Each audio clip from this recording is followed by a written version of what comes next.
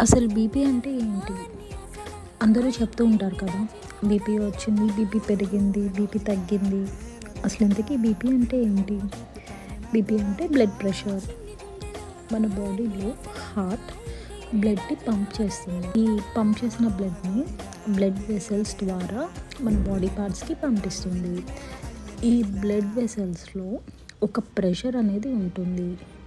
అదే కనుక ప్రెషర్ ఎక్కువ అయితే హై బీపీ, ప్రెషర్ తక్కువ అయితే లో బీపీ అంటారు. ఇది సింపుల్ వర్డ్స్లో చెప్పాలంటే వాటర్ అనేది ఒక పైప్ ద్వారా వెళ్తూ ఉంటుంది. ఆ వాటర్ ప్రెషర్ అనేది ఎక్కువ ఉంటే పైప్ మీద ప్రెషర్ ఎక్కువ అయిపోతుంది. అది తక్కువ ఉంటే తక్కువ ప్రెషర్తో వాటర్ అనేది ఫ్లో అవుతుంది.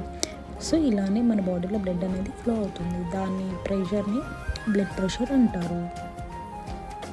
దీన్ని తగ్గించుకోవడానికి చాలా సింపుల్ అండ్ ఈజీ టెక్నిక్స్ ఉన్నాయి.